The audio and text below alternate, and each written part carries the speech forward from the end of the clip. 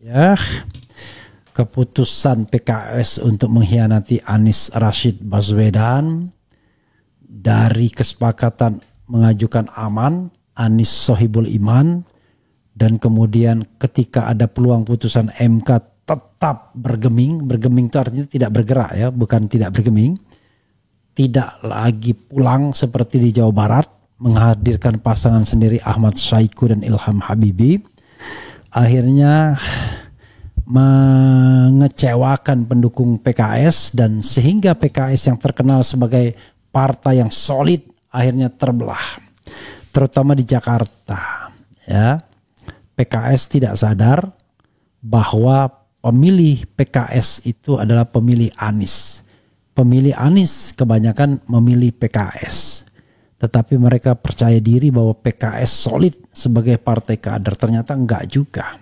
Mungkin kader militan PKS solid, tetapi mereka orang seperti saya misalnya, ketika kemudian PKS berkhianat, maka saya sebagai pemilih PKS at least pada 2 edisi pemilu terakhir memilih untuk tidak memilih calon PKS di DKI Jakarta. Ya, akibatnya kalah. Jadi sobat era sekalian, kalau kita hal yang sama pernah saya dengarkan dari Yunarto Wijaya. Untuk pertama kalinya PKS terbelah. Kenapa terbelah? Ya sederhana saja. Karena PKS itu Abah itu PKS in general. Ya, in general. Nah di sini kekalahan tersebut ya harusnya PKS yang mengantongi setidaknya menjadi wakil gubernur. Kalau dia berpasangan dengan Anies, jadi dia tidak dapat apa-apa. Di kabinet pun dia cuma menitipkan 1 menteri seorang profesional. Tidak ada dari politisi PKS. Jadi apa yang didapat PKS? Bahkan di Pilkada Depok yang selama 20 tahun dikuasai PKS, mulai dari Nur Mahmudi Ismail, kemudian berikutnya wali kota berikutnya, tapi sekarang boncos. Di Jawa Barat PKS pernah berjaya dengan Ahmad Heriawan 2 periode, boncos juga. Jadi sobat era sekalian, ini pelajaran bagi PKS ya, agar tidak berkhianat dengan suara rakyat. Kita tidak tahu apa masalah PKS sehingga dia kemudian mengkhianati Anies dan konstituennya.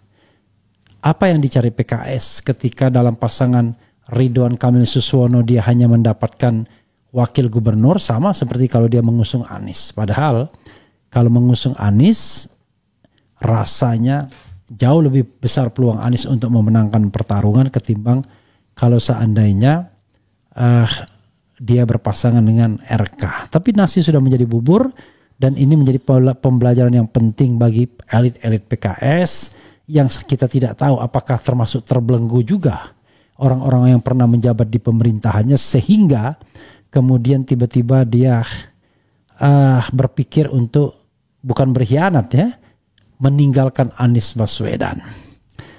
Coba kita lihat ya sahabat sekalian, ini suka atau tidak ya, saya mengucapkan ini karena saya pemilih PKS.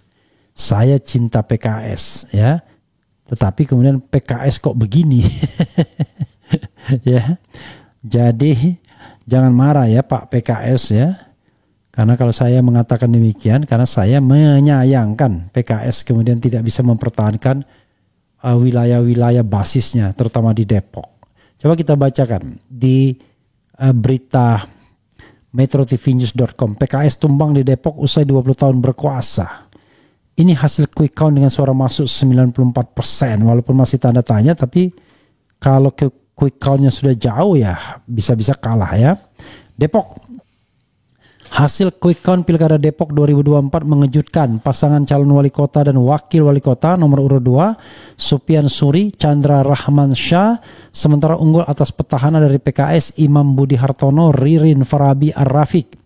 Menurut hasil hitung cepat Foxpol Center pada pukul 18.20 WIB Rabu 27 November 2024, Supian Chandra meraih 52,88% suara, jauh meninggalkan pasangan Imam Ririn yang mengumpulkan 47,12% suara.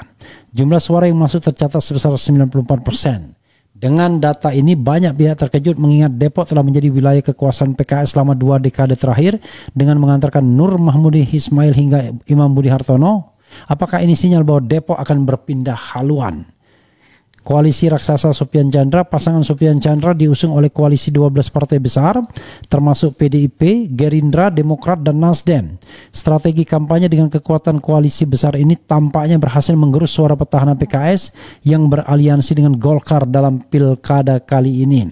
Sementara itu hasil survei sebelumnya justru menunjukkan tren berbeda. Hasil survei Foxpol Center pada 16 November mencatat Imam Ririn unggul dengan elektabilitas 51,7%, sedangkan Sopyan Chandra hanya meraih 39,2%. Perubahan drastis ini menjadi pertanyaan besar, apa yang membuat PKS kehilangan kekuatannya di Depok? Hasil quick count mencerminkan perubahan preferensi pemilih di Depok. Ada yang menyebut koalisi besar sebagai faktor penentu, sementara sebagian lainnya melihat kejenuhan masyarakat terhadap dominasi satu partai sebagai alasan utama. Namun hasil ini masih bersifat sementara. Hasil resmi Pilkada Depok baru akan diumumkan oleh KPU setelah proses rekapitulasi suara selesai pada 16 Desember 2024. Apakah PKS mampu bangkit di detik terakhir atau ini benar-benar akhir dari era kejayaannya? Ini calon dari PKS terancam kalah di Depok. Jadi saudara sekalian, ini yang kemudian kita sayangkan, ya, saya sayangkan sebagai pemilih PKS dalam 2 edisi terakhir. Saya memilih PKS bukan hanya karena soal ideologi kanan, alasan kanan, tapi alasan mau beroposisi kepada Mulyono dan menjadi satu-satunya yang beroposisi terhadap Mulyono setelah Demokrat melipir juga pada saat-saat atau tikungan terakhir. Dan paling tidak, ya, pertambahan kursi di DKI menunjukkan bahwa PKS leading dan menjadi ketua DPRD. Di tingkat nasional cuma tambah sedikit 3 kursi tapi lumayan. Di DKI yang banyak lumayan, yang membuat dia menjadi juara 1. Tetapi rupanya ini tidak disertai dengan keberuntungan di pilkada eksekutif. Karena Suswono yang seharusnya menjadi wakil gubernur kalau menang ternyata kalah for the time being untuk sementara waktu. Di Depok juga PKS yang begitu perkasa sebelumnya juga kalah. Jadi saudara sekalian, jangan main-main dengan suara rakyat, dengan aspirasi rakyat. Seandainya, ya, menurut saya PKS solid dari awal mendukung Anies Baswedan, mungkin beda gairah dampak dari para pendukung Anies untuk memenangkan kader-kader PKS, apalagi ada imbauan langsung dari Anies tidak di detik-detik terakhir. Karena imbauan di detik-detik terakhir itu hanya berlaku kuat di Jakarta ketika ada perlawanan, ya. Karena Jakarta orang melihat yang dilawan adalah Mulyono, sementara di Jawa Barat yang dilawan adalah Prabowo, beda lagi. Di Depok yang dilawan tidak tahu siapa, mungkin Prabowo. Makanya kemudian berbeda elan semangat perlawanannya antara Jakarta dan daerah yang saya sebutkan tadi, Depok dan Jawa Barat. Ini pelajaran penting bagi PKS, ya, agar menjadi partai yang benar-benar amar ma'ruf nahi mungkar, tidak pragmatis, apalagi kemudian mengorbankan haluan partai untuk saya tidak tahu kepentingan siapa ketika gabung dengan Kimplas, padahal PKS tidak menitipkan apa-apa juga kecuali 1 orang yang menjadi Menteri Tenaga Kerja. Selebihnya tidak ada politisi PKS atau pengurus PKS yang menjadi menteri di kabinet Prabowo. Lalu apa yang engkau cari PKS? Apakah engkau juga termasuk orang yang tersandra? Saya tidak tahu, ya. Tanyakan kepada kucing yang bergoyang, ya. Nyimak, PKS suruh introspeksi. Wakakak PKS terlalu sombong. Sesuai prediksi pemilih, PKS itu rasional dan mikir, akhirnya nyungsep kan. PKS rungkat. PKS ibarat main slots, udah judi rungkat pula. Wakakak gabung Kimplas dijanjiin kursi menteri dan nggak boleh usung Anies, malah kena prank. Terbukti PKS gagal di Jakarta dalam pilkada DKI padahal pemenang pilek. Sadarkah bahwa PKS bahwa Anies efek terbukti dapat mengalahkan mereka. PKS berbenah di Sumut bukan faktor PKS Bobi menang tapi faktor Mulyono dan Prabowo. Saya juga pemilih PKS, begitu PKS hianat saya golput di Jawa Barat. Rungkat PKS wakakak. PKS kepedean, kader-kadernya terkesan mengeksklusifkan diri, suara pemerhati. Udah gue bilang jangan macem-macem sama Anies, sekarang tenggelamkan lo PKS, rasain dah lo. Kemarin gue pilih PKS sekeluarga malah jadi pengkhianat. Resiko nyebong dijauhi umat Islam karena kata ada yang menyebut haram. Di tempat saya bupati yang didukung PKS juga kalah telak wakakak. PKS partai dakwah yang tergiur ghanimah, bertaubatlah. Mengutip pimpinan PKS, kekuasaan itu indah. Itu yang dikatakan oleh Sekjen PKS ya.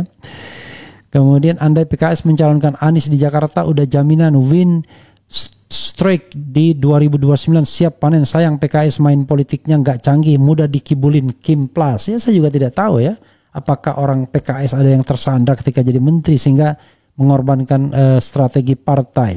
Inilah balasan untuk PKS, jangan macam dengan simpatisannya. PKS pemilu lu itu bukan berdasarkan bansos. Pemilih PKS itu rata-rata kritis, harusnya lu rangkul bukan ditinggal.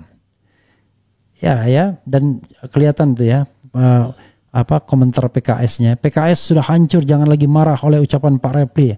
Apa yang dikatakan beliau sudah terbukti benar. Kalau masih defensif juga makin boncos lu, rakyat makin gak simpatik ya. Bung Refli, apakah ini caranya menghancurkan golongan perubahan? I don't know exactly. PKS blunder parah, nggak ketolong.